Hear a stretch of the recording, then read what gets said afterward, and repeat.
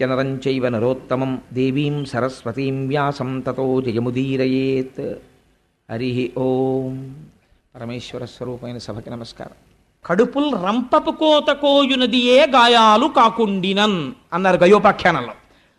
ఒక మనిషిని పడుకోబెట్టి ఎనస్థీషియా ఇవ్వకుండా ఓ రంపం పట్టుకొచ్చి అటొకళ్ళు ఇటొకళ్ళు నిలబడి దూలాన్ని కోసినట్టు ఇలా కోస్తూ ఉంటే ఆ కడుపు కోయబడుతున్నవాడు ఎంత బాధపడతాడో అవతల వాడు నేనంటున్న మాటలకంత బాధపడుతున్నాడన్న ఇంగిత జ్ఞానము లేకుండా ఈశ్వరుడు నోరిచ్చాడని పేలిన చవట అంతే పాపాన్ని మూట కట్టుకుంటున్నాడు. వాడు హింస చేస్తున్నాడా లేదా?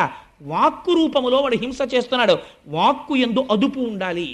అవతల వారు బాధపడకుండా మధురముగా మాట్లాడడం నేర్చుకోవాలి మనిషి. ప్రయత్నపూర్వకంగా అభ్యసించకపోతే మాట యందు కాఠిన్యం అలవాటైపోతుంది.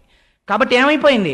క్రౌర్యము, అవతల వారి యందు నిష్కారణమైనటువంటి కోపం. అవతలవాడు బాధపడిపోతుంటే వీడు సంతోషపడ్డాం. అవతల వాడి బాధ వీడి సంతోషమునకు హేతువైన నాడు కలిపురుషుడు ప్రవేశించినాడు. కాబట్టి ఏమైంది?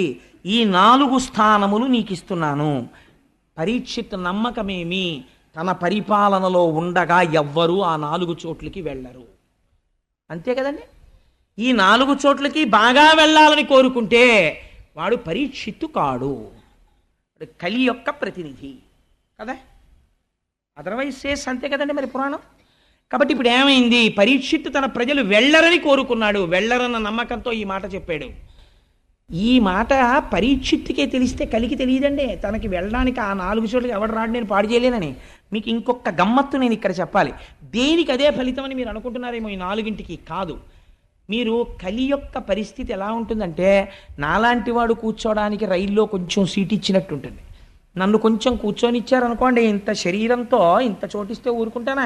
కొంచెం తోసుకొని ఆక్రమించడం మొదలెడతాను కదా. అంటే నేను అలాంటి పనులు చేశాను అనుకోకండి, వేరొకరి మీద ఉదాహరణ పెట్టకూడదు కాబట్టి. నిలబడతాను తప్ప అలాంటి దిక్కుమాలిన పనులు నేను చేయను. కాబట్టి జరిగినదేమి అంటే, మీరు 4ంటిల్లో ఒకదాన్ని పట్టుకున్నారనుకోండి, మిగిలిన 3ంటికి ఎలా లాగేయాలో కలికి తెలుసు. మీకు ఒక్క ఉదాహరణ చెప్పి నేను పూర్తి చేసేస్తాను. చూడండి, ఈ 4ంటిలో ఉదాహరణకి జూదశాలలోకి వెళ్ళాడు అనుకోండి. ఉట్టినే సరదాగానండి, నేనేం ఆడ చూస్తానంటాడు.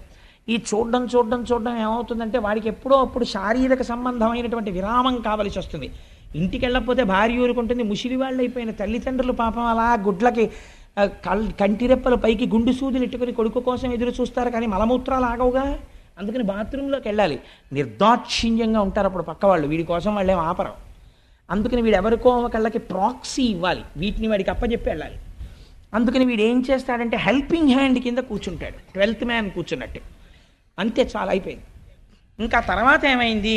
వీడు ప్రోనోట్ల మీద సంతకాలు పెట్టడం మొదలెడతాడు. ఐశ్వర్యం నిశ్శబ్దంగా వెళ్ళిపోతుంది. అక్కడి నుంచి ఏమైంది? అసత్యం ప్రారంభం అవుతుంది. అసత్యంలోంచి లక్ష్మి వెళ్ళిపోవడం ప్రారంభం అవుతుంది. లక్ష్మి వెళ్ళిపోవడం ప్రారంభమైన కలి ఊరుకోడు. జూదశాలకి రా రా రా అని లాగుతాడు. లాగాడు కాబట్టి ఏం చేయాలి? భార్య మెళ్ళో పుస్తిల్తాడు కూడా లాగేసి తీసుకెళ్ళిపోతాడు. కాబట్టి ఏమైపోయింది? అది దొంగతనం వైపుకి వెళ్ళిపోయింది. ఆవిడేమంటుంది? ఇంకా నేను మీతో కాపరం చేయలేని, పుట్టింటికి వెళ్ళిపోతానంటుంది. ఆవిడ్ని కొట్టడం మొదలెడతాడు. ఏమైపోయింది? క్రౌర్యంలోకి వెళ్ళిపోయాడు, హింసలోకి వెళ్ళిపోయాడు, దొంగతనంలోకి వెళ్ళిపోయాడు. పిల్లల్ని కొడతాడు, వాళ్ళ ఫీజులు కట్టడు, వాళ్ళ చదువు గురించి చూడడు, మానమర్యాదలు పట్టించుకోడు. నా భార్య ఇంటికి వెళ్ళేటప్పటికీ నా మీద తగాదా పెట్టుకుంటోందని పరస్త్రీని కోరుకుంటాడు. ఒక దాంట్లోంచి 4ంట్లోకి వెళ్ళిపోయాడు. సర్వభ్రష్టుని చేసి నాశనం చేసేస్తాడు. ఆఖరికి వాడు చచ్చిపోతే అమ్మయ్య పోయాడంట. ఎందుకు అయిపోయావు నువ్వు అలాగా? ఒక్క దాంట్లో కాలిట్టేవంతే 4ంటిలోకి లాగేయగలడు. కాబట్టి ఈ 4 దుష్ఫలితములు 4ంటిని ఆశ్రయించి ఉన్నాయి. భాగవతం అందుకని విను అని చెప్పారు. ఈ జీవితం ఎక్కడ పాడైపోతోందో నీకు చెప్పేస్తాం. ఇది అర్థం చేసుకో. ఇంత అగ్నితప్తం జరగాలి, బంగారం అగ్నిహోత్రంలో ఉడకాలి. ఇప్పుడు ఇంత ఉడుకుతోంది, ఇప్పుడు రావాలి శుకుడు.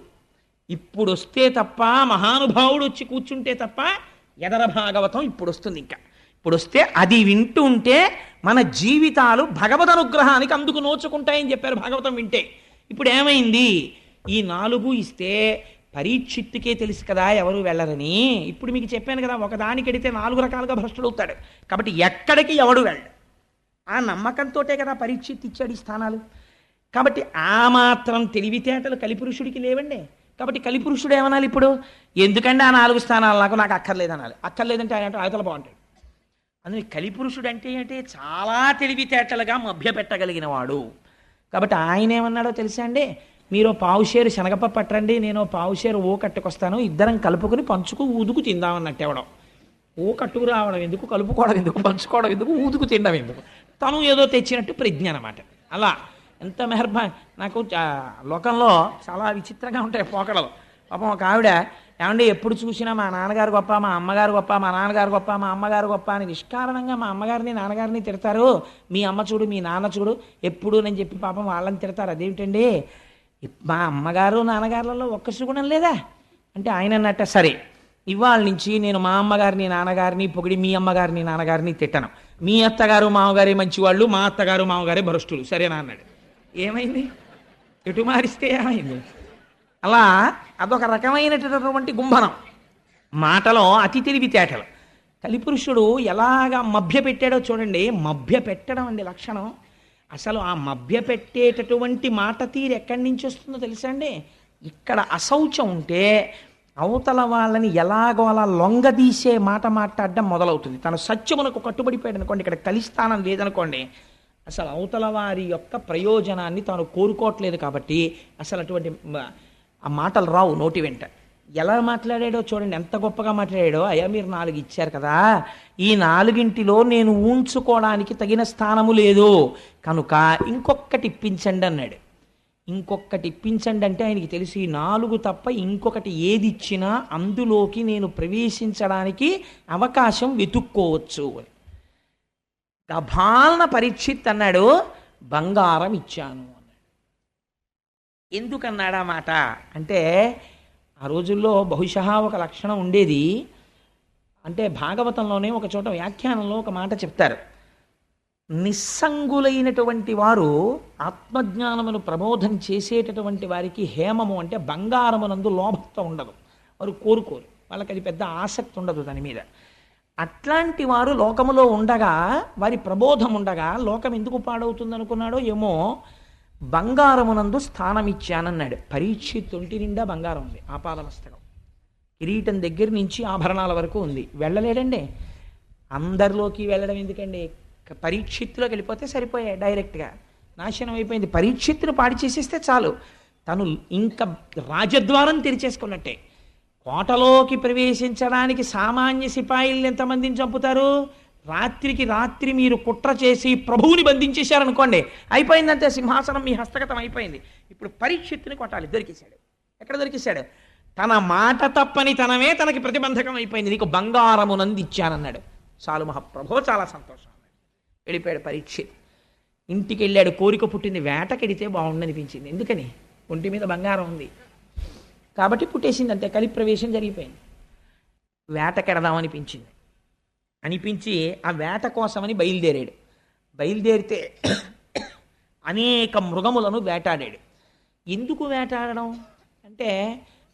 అంటే, కలి యొక్క అంశాలలో తానిచ్చిన వేరొక స్థానములోకి వచ్చేసాడు బంగారంలోంచి. ఇప్పుడు పరీక్షిత్ ఎలా మీకు చెప్పాను కదా, ఒక దాంట్లోకి వస్తే చాలు మిగిలినవన్నీ వచ్చేసి నాశనం అయిపోతాడు. ఇప్పుడు బంగారం ఉంది ఒంటి మీద, వచ్చాడు కలి. కాబట్టి ఇప్పుడు ఏమైంది? జీవహింస చెయ్యాలన్న కోరిక పుట్టింది. వేటకి ప్రభువు ఎప్పుడు ఎడతాడు అంటే, సాధారణంగా ఎప్పుడు ఎడతాడంటే, జానపదులు వచ్చి అయ్యా క్రూర మృగాల సంఖ్య పెరిగిపోయిందండి అంటే, ఊరు మీదకి రావడానికి భయపడే రీతిలో దండుగా వెళ్ళి, రాజు అందుకే పెద్ద పరివారంతో పెడతాడు. కనుమ పండగకి వెంకటేశ్వర స్వామి వారు పెడతారు వేటకి. మనం మేము చూసాం, వెళ్ళిన వాళ్ళం. అలా ఆ వేటకి వెళ్ళి కొన్ని క్రూర మృగాల్ని వేటాడతాడు.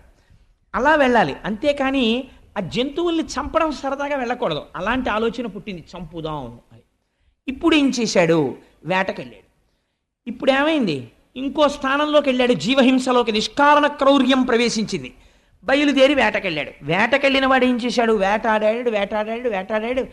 వేటాడాడు కాబట్టి ఆయనకి ఆకలేసింది, దప్పిక కలిగింది. ఆకలి దప్పిక కలిగితే ఎక్కడికి వెళ్ళాలి? ఎక్కడికి వెళ్ళాలో అక్కడికి వెళ్ళాలి. నాకు బాగా ఆకలేసింది అనుకోండి, కనీసంలో కనీసం ఈ ఊళ్ళో మనకు ఎవరు తెలియరా అనుకుంటే ఏం చేయాలి? హోటల్కి వెళ్ళి అయ్యా ఏమున్నాయండి అని అడిగో, ఇడ్లీయో మసాలా దోశ ఏదో అడగాలి. అంతేగాని ఓ వెల్డింగ్ షాప్కి వెళ్ళి తినడానికి ఏమైనా ఉన్నాయండి అన్న నోరు తెరిచి పెడతానంటే ఆర్క్ వెల్డింగ్ రాడ్ బుద్ధి ఉందా ఇక్కడ ఇక్కడికి వచ్చి అన్న తినడానికి ఉన్నాయా అంటే ఏంటి ఏదో ఎదురుకుండా హోటల్కి పోయి అన్న ఉంటాయంటారు. ఎక్కడ ఏది దొరుకుతుందో అక్కడికి వెళ్ళాలి. ఆ మాత్రం బుద్ధి లేకపోవడం అంటే ఏమిటంటే బుద్ధి భ్రంశమవుతోంది పరీక్షిత్తుకి.